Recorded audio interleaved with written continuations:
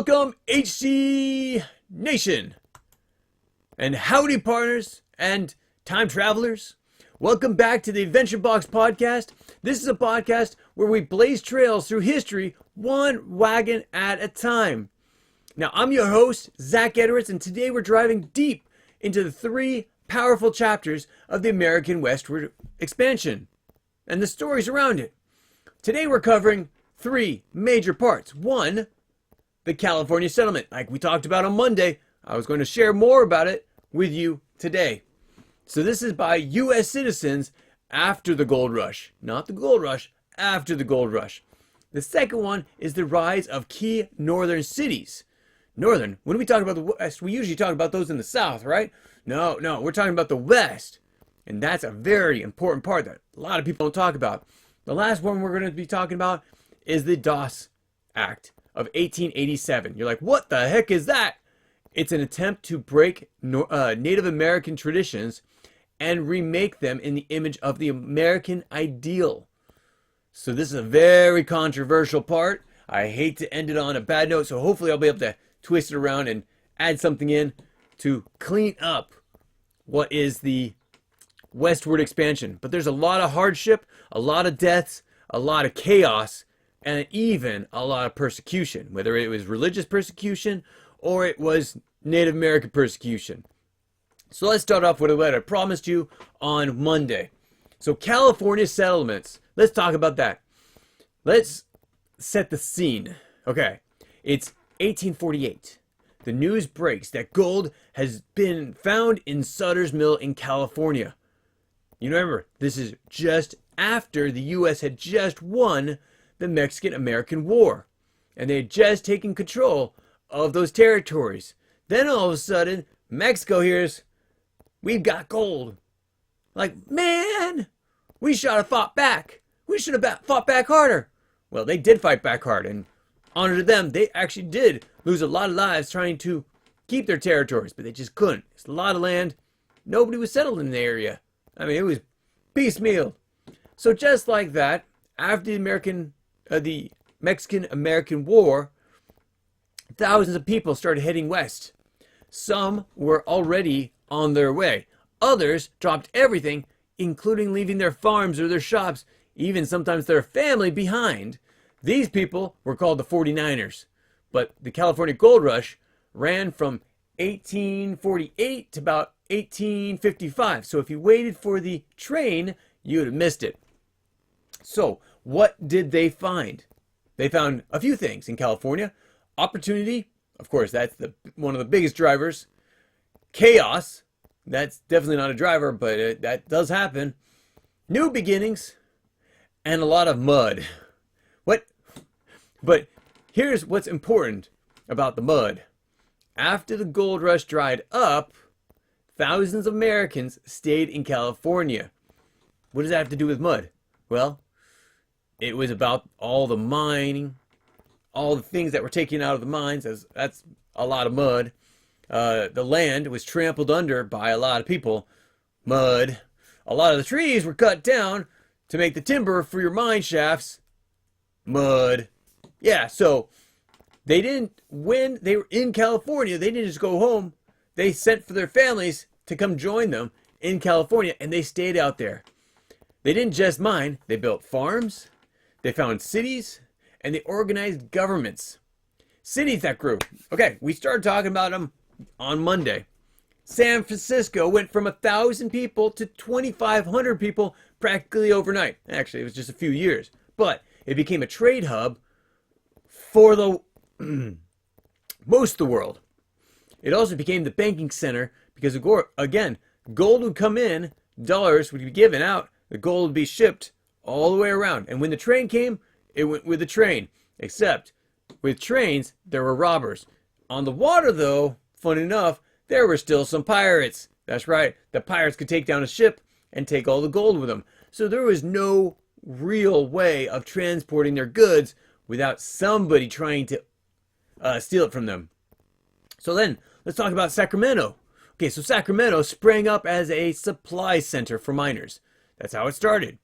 These are people that were starting to head started to head west from the east, and then started going back when they found out that around San Francisco, all the mining areas were taken up. They wanted to go back into the Sierras. So Sacramento was a big hub for them to keep those people supplied and safe. This became the central center to agriculture and government. As you might know, what is Sacramento? It's the capital of California. It became the center of that government. Now, what about Los Angeles? Los Angeles at the time was very small. It was much smaller than Sacramento or San Francisco, but its position in Southern California drew ranchers, farmers, and eventually the railroad, when the railroad would finally make it there. So let's talk about that for a second. This was called the Continental Railroad.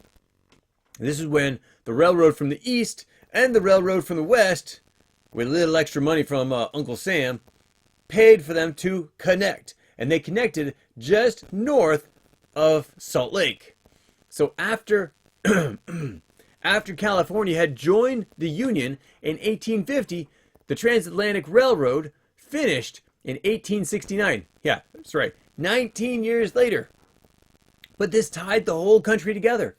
So if you were waiting for the railroad, you would have totally missed the whole gold rush. So among this, American settlers rushed to claim land, often displacing Mexican landowners and Native Americans.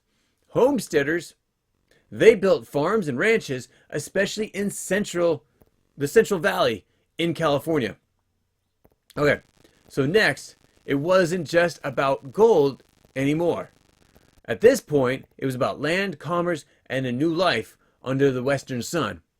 So, how'd this all go out? Well, people stayed there, they built farms, they built California, and people started taking over. Now, you might sometimes ask, why in the world was California so expensive? Well, okay, let me ask you this. Why is New York so expensive? Why is Virginia so expensive? Well, for one thing, they're a coastal state. Coastal states, when people are close to the coast, especially now, they want to be able to travel to the beaches to just lay in the sun every once in a while. Or have a great climate, because if you're close to a coast, it actually might help you to stay a good temperature all year round. Now, the East Coast is not as, not as lucky as California. California has a great temperature coming off the Pacific, and it stays a moderate temperature most of the year. Unlike Missouri, where we're smack dab in the middle, we got a bunch of lakes. The lakes create humidity, moisture in the air, and the sun heats up that moisture. So during the night, when you might drop like 20 degrees, we might drop like 5 degrees. Yeah, that's right. It is hot. And it is always hot. I might have actually, at that point, I might have gone out to California just to be a little cooler.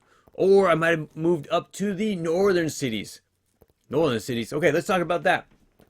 Let's move north, because not all frontier cities were dusty cow towns like Texas and Arizona and places like that. Some were born for lumber and furs, lakes, and the railroad. Remember, the railroad came up north. It was north of Salt Lake. It was in the northern areas. So, these northern cities settled by Americans during the 1800s. There's a large range. But let's go through it. We mentioned one of these on Monday. It was a small town, somewhere around, I think it was incorporated around 1837. And there was a competing city just south, run by the Mormons, remember?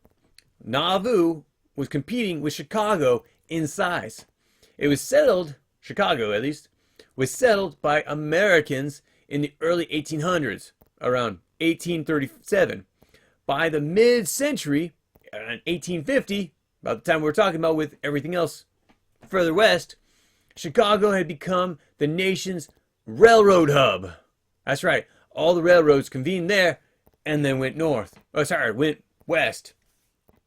It also became the center of meatpacking, grain, and industrial expansion. But then, in 1871, something happened. Do you guys know what happened to Chicago in 1871? If you're playing Historical Conquest, we got cards on it. Yes, right. The Great Fire of 1871 destroyed almost all the city, much of the city, because everything was made of wood. There was a little brick, but it was mostly wood. Wood burns, especially when it's been dried out from the sun, and it's lined up all next to each other. All these buildings in Chicago used to be very, very close. Oh, wait a second. Go to Chicago, you're going to see it. A lot of the cities are really close together, especially the homes, very close together, because land is so expensive. California's expensive, New York's expensive. Why is Chicago expensive? Well, again, it was the center of the railroad and meat packing, grain, and industrial expansion. So that's why everyone tried to pack into the city itself. And that's why it burned so quickly in 1871. Somewhat close by, a little bit off, is a place called Minneapolis and St. Paul, Minnesota. These are what we call twin cities. They were founded along the Mississippi River for water power and trade. Settlers took advantage of the rivers for mills and also to send their lumber down the river and into the Mississippi. By the late 1800s, Minneapolis became one of the largest flour producers in the world. That's why it was so big at the time. There was so much agriculture in that area, so much lumber coming down. The mills were there to cut the lumber and also crush the grains to create flour. Now, St. Paul served as a transportation or military hub. St. Paul was the military for anything happening in Canada and also what would happen against the Native Americans. The Native Americans attacked. That was why it was a military hub. It was also there for transportation. Again, Chicago is all about the railroads. And so St. Paul became a transit of that as well. Now, let's talk about another one. Okay, how about Detroit? You know, Michigan. More than automobiles, that came later on. But in the mid-1800s, Detroit was the key to the Great Lakes. It was in the middle of many of the Great Lakes. And so it became a shipping city as well. You shipped around Detroit, you go through one Great Lake, through into another one, and then you come over with Niagara Falls. So you have to hike all those goods down into the lower areas and then ship it off on another ship. So later, this is also a place where you had a lot of waterways, but you also had lumber and trade. Big things at that time. Later, it would become the motor capital, as in automobiles, cars, but its industrial rise began with the frontier expansion and skilled labor, not the automobiles. It was so much more before that point. Okay, I got another one. I got a friend, actually our sales rep, that lives in Duluth, Minnesota. This is what we call the Gateway of the North. St. Louis, Gateway of the West. Duluth, Gateway of the North. It was built at the tip of Lake Superior, and it boomed during the late 1800s due to iron ore, so mining, and timber, and shipped it down through the Great Lakes. Now, it was also settled by Americans who were attracted to the frontier promise, especially through government-supported land grants. That's right, they gave out free land to all those that would travel out there. So this was a huge way of getting people out there to start. So what do these cities all have in common? Well, they had access to water, which made them able to trade. And when the railroads came in, it became a hub of those railroads. Industries included grain, lumber, iron, and shipping. Logistics, which is basically shipping. And then also the settlers who brought American-style governance, business, and sometimes friction with the Native Americans or early French and British communities. Well, that's the story for next time. Well, this is a story for last time because we already talked about that. But it brought a lot of contention that those cities, those few cities, Duluth, Minneapolis, St. Paul, Detroit, and such. But talking about all this contention, we can't go anywhere without talking about the Dawes Act of 1887. This is when they tried to assimilate through allotments, tried to assimilate the Native Americans into becoming Americans. So now, let's talk about something that basically changed the lives of the Native Americans in a way that settlers never fully understood. The Dawes Act. Here is the setup. Okay. After centuries of resisting land loss, wars, and forced migration, many American tribes had been moved to what we call reservations. These are areas that are locked in, limited to the Native Americans, and everyone else had to work around them. Well, the funny thing is, they used to own all the land around it, but the U.S. government put them into these camps, reservations. Now, just recently, they started making actually good things with those reservations, but it was very hard because of how they were treated back a long time ago. So, that's what a reservation is. But the U.S. government also wanted them to what's called assimilate.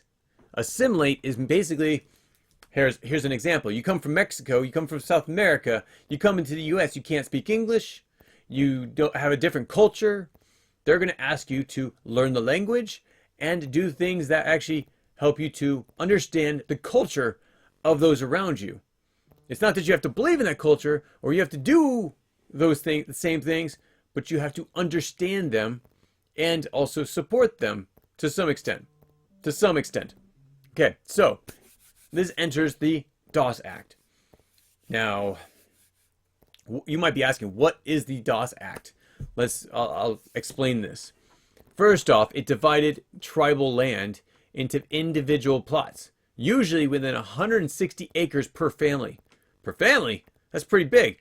Yeah, but this is like plain land. There's not much there. It gave each Native American family a piece, but the rest of the land, what happened to it? So it gave them a piece of that area, but the rest of it was basically sold off to white settlers and the railroads. So the tribes lost millions of acres of collective land, all the land put together. How about this? The tribal sovereignty was broken. They no longer could rule under their own laws. They had to rule under their laws and also the U.S. government's laws. And that was on purpose. It basically forced them to assimilate. So the idea was that owning land, like a white farmer, would turn Native Americans into civilized citizens. So while the white workers got some of the land, so did the Native Americans to be able to farm for their own family. So everyone got this land. But it didn't work. Most Native American people weren't familiar with the European-style farming. They also, because you gave them lots that weren't exactly the best, they didn't know how to farm in those areas. It wasn't their natural land. They were moved from somewhere else into that land. Many sold their lands under pressure and fraud to white settlers. So finally, the act undermined the tribal government, their culture, and their economies. That's right. So when they had that belief, by bringing them in, having them assimilate, by giving them land that they couldn't really farm that well, they had just basically destroyed their government, their culture, and their economies. By 1934, Native Americans had lost over 90 million acres of land. Whether it was sold to a white farmer or another farmer, could even be a black farmer, because a lot of black farmers were coming out, could have sold it to them, or such. Because they were given that land, and then they sometimes sold it off, among other things. Sometimes they lost it to fraud as well. Yeah, that's right. Fraud is not a new thing. It has been going on for generations, for centuries. I'd say even to the ancient times. So the Dawes Act was not expansion. It was erasure. So basically a legal tool designed to strip away the identities of in the name of progress, the identities of the Native Americans. So it's a reminder that not all expansion was opportunity. For some, it meant a lot of loss. And as I said, not just for the Native Americans, also the European style settlers, because they lost a lot of people while moving as well. So expansion was not as pretty as you might think. It wasn't a cowboys and Indians kind of thing. Actually, it was. It was a lot of that, but not in the way that you think, but in the way of like sad stories of loss for the Native Americans, for people trying to settle different areas, not making it. Donner Party, it was pretty nasty what happened to them. So some of them did survive. So that's the question. Okay. So the California Dream pulled in U.S. citizens by the thousands, and they stayed building states, cities, and also shaping the West with farms and agriculture of different types and trade and such. So that was California. That's the first thing we talked about. The second thing we talked about was the northern cities like Chicago and Minneapolis, Detroit, St. Paul. What was the other one? Oh yeah, and Duluth. These were, again, raised because of the railroads, the lumber, the grain industry, and also ambition. And the last thing we talked about today is something called the Dawes Act. This reminds us that while settlers expanded west, Native Americans faced displacement, division, and basically cultural destruction at the hands of the U.S. government. The West wasn't just about land, it was about who got to define it and who paid the price. So, thank you for joining me. Thank you for trekking through the West with me on the Adventure Box podcast. I again am Zach Edwards, your historian guide and prairie philosopher, reminding you that history is more than just dates. It's the choice people made and the consequences that followed. So if you enjoyed this episode, please leave us a review, share it with your wagon friends, and send me a handwritten note if you want to. Put it on horseback. Love to see it. Put your comments in the comments below. I've got an action item for you, an action question, an engaging question. I want to see what you think about this. If you were given the opportunity of going west to California for gold, or Nevada, or Denver, that's fine, any of those, would you go? Or if you were given opportunity to go to the northern cities and work on lumber, furs, being in the lakes, and such, would you have gone there? Or would you have been the business owner that would supply all the settlers before they went to the West? What would you have done during this time? Or would you have just stayed in the East Coast and been happy with what you got? Please let me know. Put them in the comments below. Email me at zach@historicalconquest.com, and we will catch you next time. Thanks, y'all. Have a great day. Bye. If you have any comments or questions, add them to the comments below. Otherwise, we'll see you tomorrow, actually. Take care. Bye.